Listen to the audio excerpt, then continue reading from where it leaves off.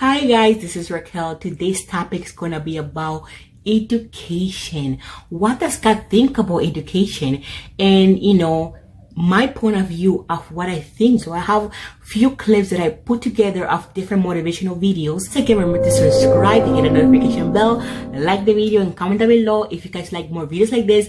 Please let me know because I would love to hear from you guys. And let's get started. So I have here a few Bible verses that I'm going to share with you guys. Okay, what is education? Education is a form of teaching. It's a form of knowledge. What is knowledge? Wisdom. What is wisdom? Understanding. And what is understanding? It's knowing something or a thing. What does God say about education?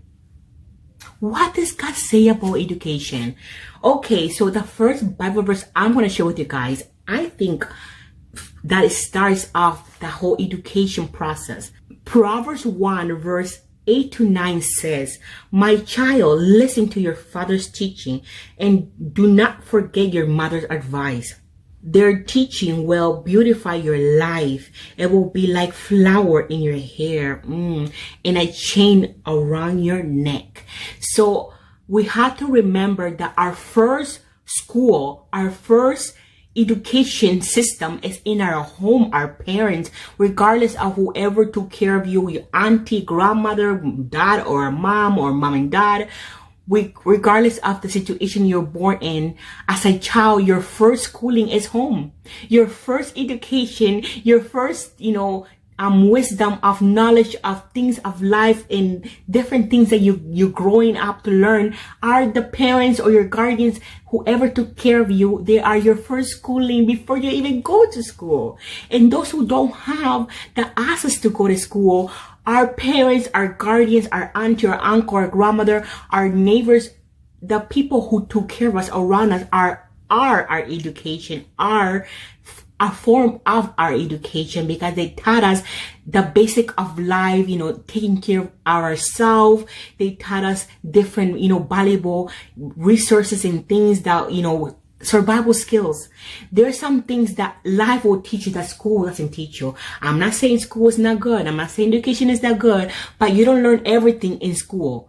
Your main learning will be in life, your everyday task, your everyday living, how to survive, how to be polite. Your character, who you are, will carry far if you are a good, moral, loving, humble, caring person. You can have the best degree in this world, but if you have an ugly personality and you're disrespectful, nobody wants to work with you. Nobody wants to hire you. Nobody wants to be around you. So we have to really break down, what does God really think about education? Is education important? Of course it is. It opens opportunities and blessing in our life so we can better ourselves. Once again, we have to remember that on this earth, this is just temporary. This earth is temporary. This is not our home. Our home is in heaven. That's where we want to end up. That's where we have to store our treasure, in heaven, not on earth. Now, God does give us the wisdom and understanding to, manage our time here on earth, and how can we better ourselves so we can also be our blessing unto us and unto others, and we can represent Christ the best way we can. Now, we are all different like the body. The eyes can see, the nose can smell, the mouth can taste and chew, the hand can hold things. The body has different part of the body has different duties and different things that the body does. We are all uniquely, beautifully, wonderfully made by God. So the hand is different from the feet, and the feet is different from the nose, but yet we are all one. We are all one. And the reason why I'm saying this is because we, in this society nowadays, we have a lot of pressure on people. Oh, you don't have a degree in this. You don't have a master in this. Why don't you have this? Everybody is different. Why am I saying this? Because we sometimes put label in people. oh, this guy works or this girl works in this situation or in that environment, they're not good enough. No, that's not true. You know, who you are, your character, your personality, your drive, your hunger, speak of who you are. It doesn't matter which calling or which department you are. It's who you are as a person. You can, once again, have the most amazing diploma, master in something. It doesn't mean anything. That if you have an ugly personality, that's not gonna bring you to heaven. I don't think so. So having a good personality, having a good heart, being a good human being, serving God, putting Him first, seeking God is more important than having a degree. I am going to back up what I'm saying with the Bible verse. So Proverbs 8 verse 10 to 12 says, choose my teaching instead of silver. Choose knowledge rather than fine gold. Wisdom is more precious than ruby. Nothing is equal to it. I am wisdom and I have ability to think. I am knowledge and I have good sense. So once again, guys, you can have the most amazing job. You can have, you know, a good diploma, degree, a master in something. But if you don't have wisdom and understanding in the fear of Christ, it doesn't mean nothing. Okay? It's not going to bring you to heaven. If you don't seek Christ or fear God or be a good person, how God wants us to be loving, be peaceful, be caring, be, you know, kind, you know, wisdom, you know, understanding, you know, the fear of Christ. That is important. What does it have to do with education? It has a lot to do with education. The fear of Christ, you know, the desire to honor and love one another, and also, you know, serve God and seek Him once again. And this earth is only temporary. Our main home is in heaven. So what you do here on earth will reflect who you are. And in the end of the day, when God comes on Judgment Day, God's going to say, hey, my child, what do you do with your time here on earth? Were you a good human being? God's not going to say, hey, my child, do you have a diploma degree? Where's your bachelor degree? My child, where's your master degree? God is not going to ask about your degree or your diploma. God is going to ask you how you've been good. Did you forgive your neighbor? Were you a good person to your brothers and sisters? So that's why I'm breaking it down. Our main purpose of who we are, you know, what really God wants out of us, you know, to be a better human being, to be loving, caring, supportive, you know, to follow Him, to seek Him. Because once again, and this earth is temporary. This is not our home. Here on earth, we will perish. We will vanish. You know, our life, our days are numbered. So, you know, yes, once again, God gave us freedom to choose. You know, if you have a passion and a desire and a dream, go for it. Include God in your decision making. Once again, you know, even if you're following your dream, your desire, you know, your passion, what does God think? Allow Him to guide you. What does God think about my, you know, my dreams? Include Him in your everyday duty, in your everyday decision making, so He can bless you and guide you and direct you and help you, because it makes Him happy knowing that you're happy and you want to follow your dream. So it's a win-win. What does God think about education? He says here, Proverbs 9 verse 10 to 12 says, wisdom begins with the respect of the Lord.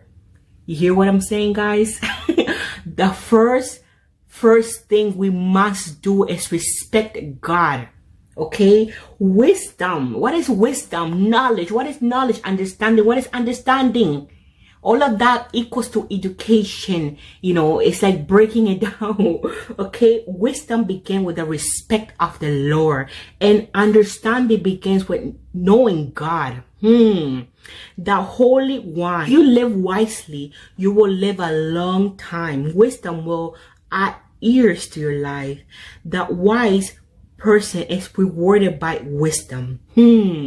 But a person who makes fun of wisdom will suffer for it. So once again, guys, I'm not saying education is not important. Of course, it opens our understanding and learn a lot through, you know, different things that we study. But once again, our main principle of life will not be taught in school, will be taught in everyday life, in everyday duty. Education also comes from your everyday life, not just school. In the Bible days, in God time, there was no school, but there was teaching. There was a fear of Christ. There was the knowledge of God. Wisdom will add years to your life. Honor your father and mother. Who you are as a person. Do you love God? Do you love others? Do you want to be the best version of you? That is wisdom. That's understanding. That is the fear of Christ. That is education. So once again, I have few little clips I put together so I can break down different ways, motivational words that I can encourage you, that I can, give you understanding what does the Bible say about education, and in different situation, what can you do and how can you apply to your everyday life, and what is your desire? What is your dream? Don't just seek for a diploma, a title. Seek for your passion. Follow your desire, because days on earth are numbered. Most importantly, always put God first. Your value is not determined by your job. It is not determined by your net worth. It is not determined by what you did or didn't do. Your value is determined by God. Fixing your crown means shift your perspective. What happens to your self-worth if any of these things change? What happens if you lose your job? What happens if he or she lets you down? Many of us have felt the sting of our failures. Many of us have felt the sting of disappointment. Some have felt the pain of rejection. And I'm talking to the person who always looked over the other side, thinking the grass is greener. I'm talking to that person who looks over the street and says, well, they sure have it good. I want you to know that when we compare ourselves with others, we're not walking by faith. We're not living in faith. Who are you going to be when you don't get that job you had your heart set on? For all of you who are going to be teachers, what are you going to do if the students in your class next year just don't respond to your lessons? For all of you going into business, how will you react when your boss gives you a goal that feels way too high? See, these are the moments that define us. Not the day you get the promotion, not the day you win Teacher of the Year, but the times that force you to claw and scratch and fight just to get through the day. The moments when you get knocked down and you're wondering whether it's even worth it to get back up. See, those are the times when you've got to ask yourself, who am I going to be? And I want to be clear, this isn't just some vague platitude about building character. Are you reliable? Are you open to other viewpoints? Have you stepped outside of your own self-interest to serve others? Have you found a way to serve our country, whether in uniform or in your community? Again and again, I have seen that those are the qualities that I want on my team, because those are the qualities that move our businesses and schools and our entire country forward. And just understand this. Those are the qualities that you all already embody. They're the values you learned from your parents, from the communities you grew up in. And today, more than ever before, that's what the world needs. Encouragement. What's a final thought for us on this segment? Listen, don't give up. I know this sounds simple, but don't give up. If you go to bed with it and you wake up with it and you can't shake it, you go get a job and that dream is still in the back of your head. You're working for somebody else, but that dream is still in the back of your head. You're getting up every morning, 5 a.m, going on somebody else's job. Let me tell you something. Honor that person that you're working for. Listen, because when you're faithful over someone else's, God will give you your own. So make sure you honor the person that you're working for. Because when I think about Joseph, he went through so much before he got into his promise. He was in jail. He got all these things happen to him. But when it got really bad and he gave up or wanted to give up, the dream reminded him that he can go on. So if it's in you and you can't shake it and you dream about it, and when you want to walk away from it, you still dream, that's God telling you to keep going. And if I can tell you anything else, please keep going. There are people whose lives and destiny are tied into you. Just think, had you stopped, all of these people, where would we be going to worship and hear a positive message? Do you understand what I mean? Yeah. So don't stop. Keep going. No matter what anybody says, you are worth it. And here's the thing about worthy. Get to worthy. Whatever you do, get to worthy. What does that mean? Understand that you are worth it. You deserve the good things. If God said it, you deserve it. And he did. His thoughts of you are pure, and he wants to give you a hope. I want to be tried by fire, purified. You take whatever you Jesus. Oh, I want to be tried, purify me. You take whatever you desire. Oh, Lord. One of the things that we must do is that we must be involved in working on achieving self-mastery. You must work on yourself continuously. Never be satisfied with yourself. Always know that as you invest the effort and time on you, that's the greatest ability that human beings have above animals. See, a dog can't be anything but a dog. Tree can't be anything but a tree. Human being, you've got unlimited potential. You can put effort on you, and by concentrating on you and developing you, you can transform your life wherever you are right now. It was what I didn't know, the basics of business, that if I had gone to college, I could have learned them, which would have helped me so much. And if you're like me, you are a huge dreamer. You had to have a foundation that is big enough and strong enough and bold enough to hold all of your dreams and handle them coming true. That's why in life, it's not always an even playing field. What I mean by that is this: while for some, studying, good grades may have come easy, but for others, every day here may have been a struggle. For some, mama and daddy had money to write the check with tuition with ease, but for others, they had to make a choice between paying a bill and getting your books. For some, it was easy to focus and learn, while others were distracted by problems that they were going through at home or working 2 jobs to make ends meet. All that means is that you were being designed to handle different levels of success. I mean, truth be told, no one really knows what you went through to be able to sit in this very seat. Go through whatever you have to go through to get to your dreams coming true. I want you to ask yourself this question today: how much can my foundation hold? As you think about that, I need to warn you, it takes a while to build a dream. Think about that when you get out there and you're faced with all kinds of challenges.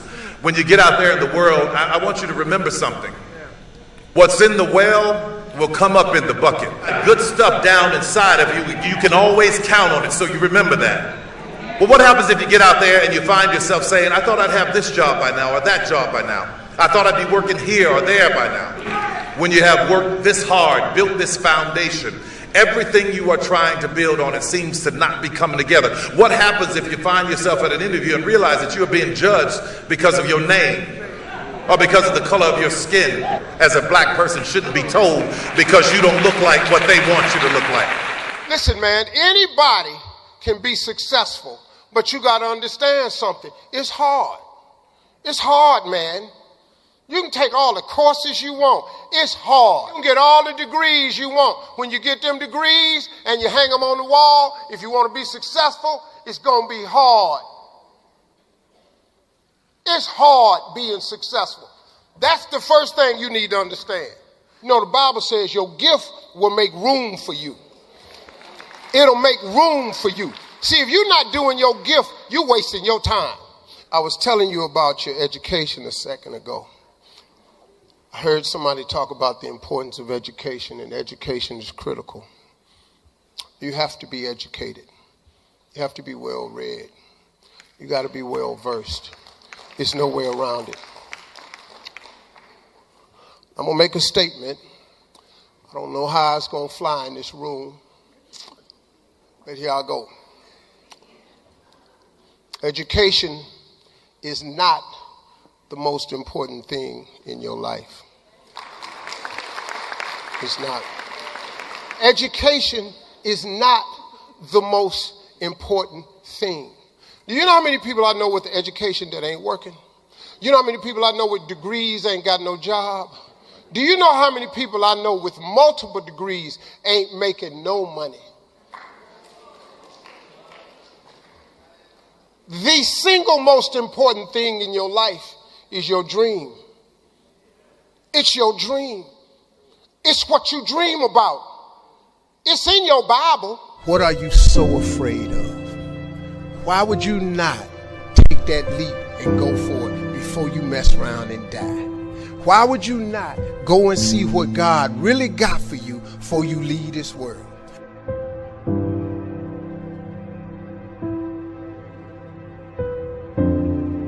My life is favor. Bishop Jakes told me one time, when you got favor on your life, no matter what you're thrown into, you're going to always rise to the top. I have been thrown into a lot, but because of favor and grace, I just keep showing up somehow, man, no matter what they do. And so all of this that I have is really because of the grace of God. Now, I'm going to tell you something. You got to have a tremendous work ethic to be successful in here. You really do, man, if you want to be successful, because it's going to be a lot of trying times. So you have to have a tremendous work ethic. But you got to have faith. There is a scripture. Faith is the substance of things hoped for and the evidence of things not seen. So when I told you a minute ago, you got to have a tremendous work ethic, but you got to have a lot of faith. I talk to so many people who get older, like some of us are, and they've lost their faith. Scripture, faith is the substance of things hoped for and the evidence of things not seen. What is the evidence of things not seen? I just told it to you. Albert Einstein said, imagination is everything. It's the preview to life's coming attraction. But guess what? Your imagination really is. It's the evidence of things not seen. Because your imagination, you know why it's the evidence of things not seen? Because you're the only one can see it. Your imagination is actually God showing you a preview of a coming attraction that he has for you. The moment you don't believe in your imagination, you negate what he got for you. Your imagination is the preview to life's coming attraction. It is the evidence of things not seen, because can't nobody see it with you. I don't use 4-syllable words. The only 4-syllable word I know is my bank account. What I'm sharing with you is stuff that everybody can apply today. As long as God waking you up in the morning, that's the sign that he ain't through with you. The scripture real simple. You have not because you ask not. Do you know the difference that could make in your life?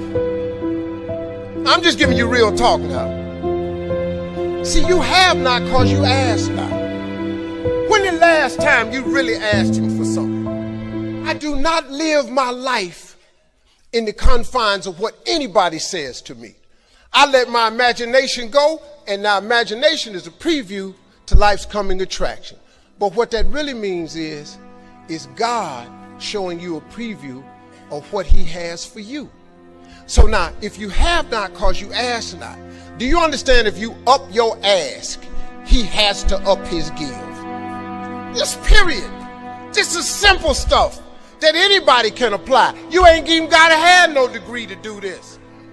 You don't even have to have no money to do this. You can start this today and change your whole game. I hope you enjoyed these little clips I put together about what does God think about education, motivational video that I put together and edited in my version of what does God think about education. I hope you guys enjoy it. Click like and comment down below and subscribe and be part of my live.